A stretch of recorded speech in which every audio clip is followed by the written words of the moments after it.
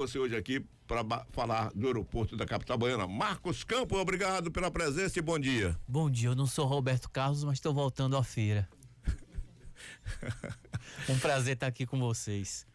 Ah, rapaz, então me conte aí essas mudanças, esse upgrade que está dando no aeroporto de Salvador. A gente tem boas novidades aí, né? Porque criar essa conectividade da Bahia com o resto do mundo é muito importante para evitar que o passageiro que necessita ir ao exterior, que quer fazer uma viagem internacional, tenha que ir a São Paulo, tem que ir a outro aeroporto. Então a gente tem hoje, Dilson, voos para 3 cidades sul-americanas, 2 cidades europeias, e a partir de outubro, muito importante aqui para os seus ouvintes, começam os voos diretos de Salvador para Paris, né? Então isso vai ser, na verdade, um hito para Salvador, para o estado da Bahia, porque a gente perdeu esse voo em 2017 para Fortaleza, né? Houve uma disputa entre Fortaleza e Salvador, e em 2017 nós perdemos para Fortaleza e agora a gente consegue, né, trazer esse voo tão esperado, que não só vai permitir que os franceses venham conhecer a Bahia, né, que os europeus tenham uma maior facilidade para visitar a Bahia, que tem destinos múltiplos, não é só Salvador, é a Chapada Diamantina, é Morro de São Paulo, né, a região de Valença, as praias do litoral norte, como vai permitir que os baianos, né, inclusive os feirenses, possam chegar em Paris, uma das cidades mais visitadas do mundo, em apenas 10 horas com voo direto. Bom, a diferença é que hoje você não precisa fazer uma conexão em outras cidades, né? Nem Lisboa, porque hoje geralmente os passageiros, maior parte da TAP, né? Então vão para a Europa via Lisboa, mas meio que ir para Paris, lá tem que fazer uma outra conexão. Exato. Agora não, você sai aqui, mas vai ser Air France. Vai ser Air France. Vai ser Air France a partir de 28 de outubro. Uhum. Então vamos começar 3 vezes por semana, sempre às segundas, quintas e sábados. Então a partir de 28 de outubro vai ser o maior avião pousando no aeroporto de Salvador. Ele vai pousar trazendo 342 passageiros e vai decolar com 342 passageiros. Você hoje já tem a TAP, que faz essa conexão com a Europa, né? No ponto a ponto Lisboa-Salvador, não é isso? Isso, o TAP é diário. Então a gente tem um TAP ali saindo de Salvador por volta das 23 horas, né? Diário. A gente tem um Air Europa indo para Espanha 3 vezes por semana, às segundas, quartas e sextas. E aí, em outubro, nós vamos ter Paris às segundas, quintas e sábados. Possivelmente o que vai faltar talvez seja um voo direto para os Estados Unidos também, que nós não temos ainda, né? Estamos negociando, inclusive em agosto eu tenho uma viagem para tratar desse assunto. A gente espera trazer alguma novidade ainda esse ano, mas realmente a questão dos Estados Unidos, a gente tem alguns desafios. Primeiro, do ponto de vista turístico, a Bahia recebe mais visitantes sul-americanos e europeus, né? Pelo perfil do mercado. Porque os Estados Unidos ali, você tem um Caribe que está muito mais perto deles. Então, quando eles pensam em praia, eles em 3 horas chegam naquelas ilhas ali. O europeu não, a distância do Caribe e da Bahia é praticamente a mesma. Então, a gente concorre. América do Sul a mesma coisa, os argentinos, os chilenos, os uruguaios adoram vir para cá. Então a gente consegue no voo ter tanto passageiro brasileiro como passageiro internacional. Então os Estados Unidos, a gente tem trabalhado fortemente para melhorar a conectividade com a América do Norte, mas eu acredito que a gente anuncia esse ano novidades e começam os voos em 2025. Agora, com relação aqui a Argentina, Uruguai, todos esses voos, eles nascem geralmente São Paulo ou Rio, né? A gente tem hoje voos diretos para Santiago, né? É um voo ali de um pouquinho mais de 5 horas. Você sai direto de Salvador para Santiago às segundas e sextas. A gente tem Montevidéu, que é um grande sucesso, porque os uruguaios estão tomando a Bahia. Imagine um país pequeno, mas que tem um nível de renda alto para a média sul-americana. Então eles viajam bastante, eles vêm em família, principalmente para os resorts do litoral norte. Então a gente tem os voos para o Uruguai às terças e domingos, direto. Saindo de Salvador. Saindo de Salvador. E Buenos Aires, que é o maior mercado internacional para a Bahia, a gente, a partir de setembro, volta a ter os voos diários. Então a gente vai ter diário para Lisboa e diário para Buenos Aires. Mas é a mesma companhia que vem da Europa, que pousa aqui, que segue? Não, são companhias diferentes. Inclusive hoje, o aeroporto de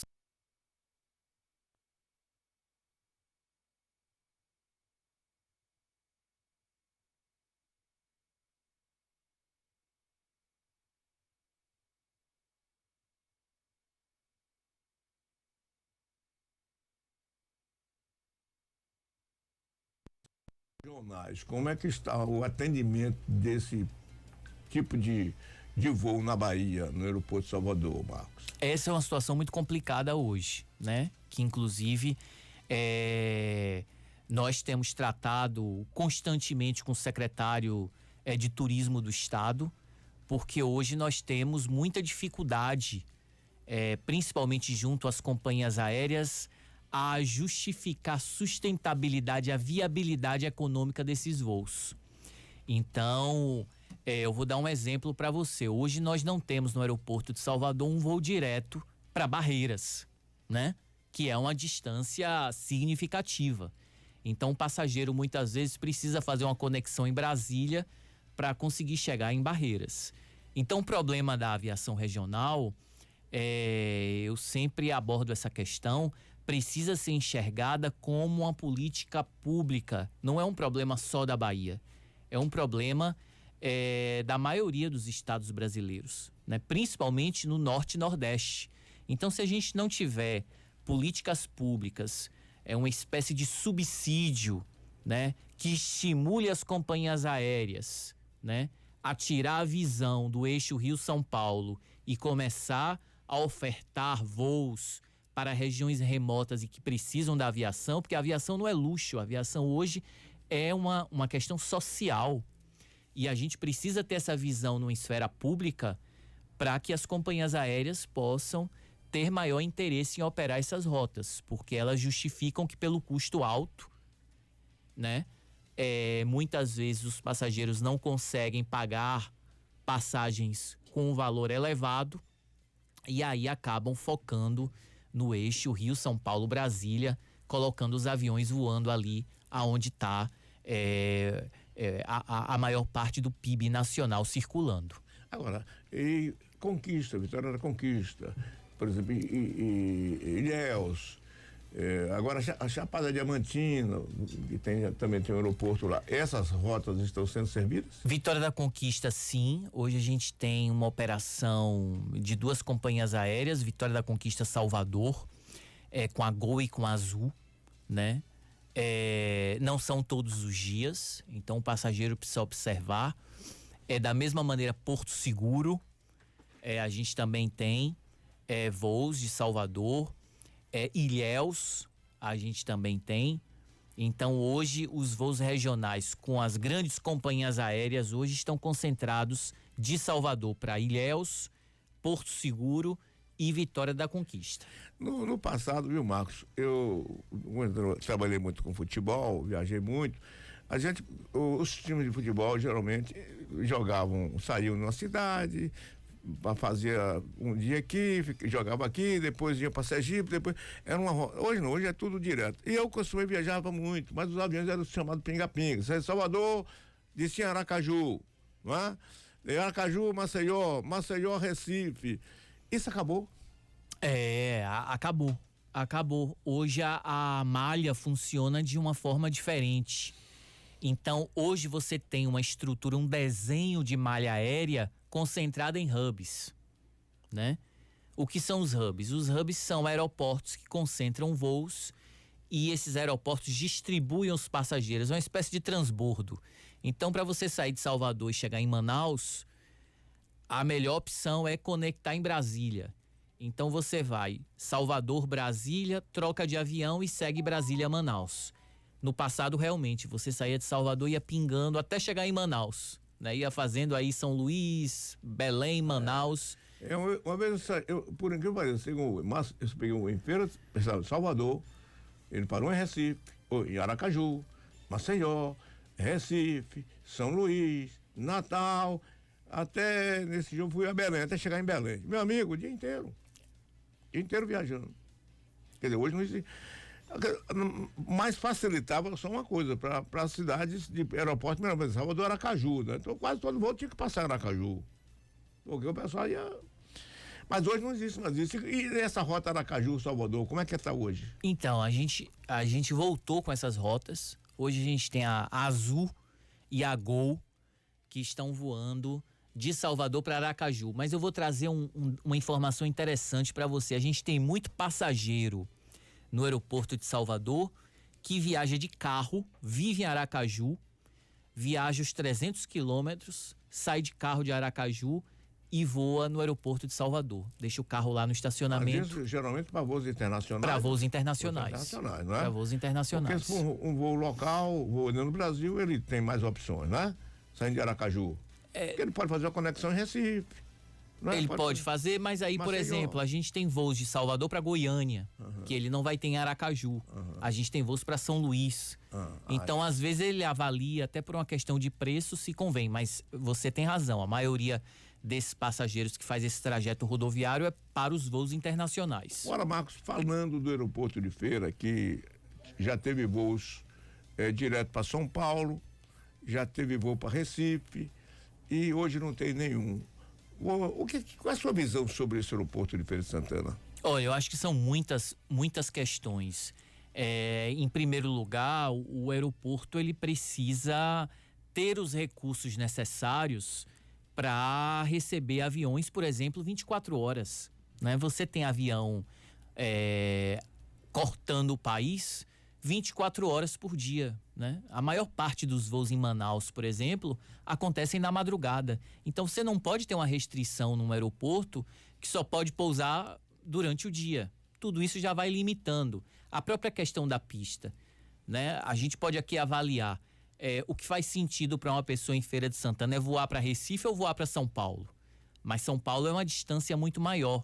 E aí a gente precisa entender se essa pista consegue receber um avião que vem de São Paulo, né, com 170 passageiros, com 180 passageiros, né, um avião de grande porte. Demanda, nós acreditamos que existe.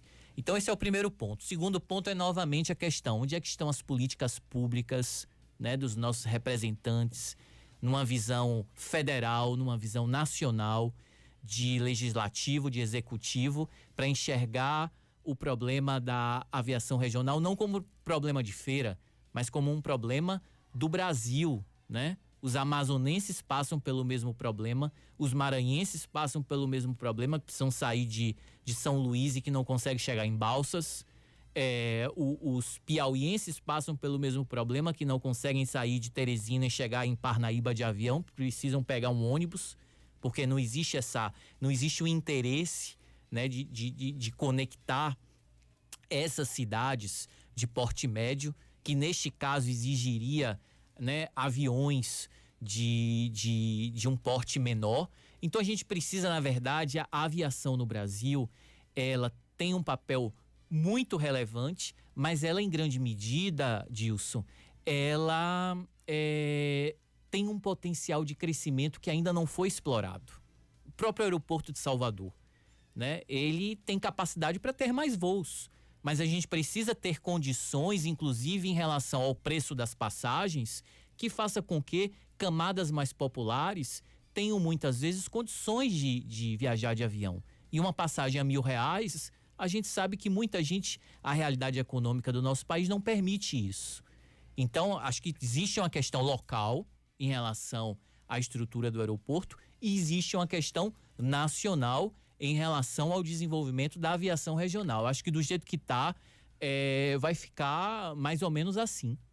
Enquanto isso, o que tem que fazer, cada um fazer a sua parte. Por exemplo, eu acho que precisa uma política para dotar o aeroporto de Feira de Santana com capacidade de um grande aeroporto, porque evidentemente, se esperar que a companhia aérea se interesse por um aeroporto que não oferece condições ainda suficientes para você ter uma qualidade de atendimento, a companhia vem e não vai e volta.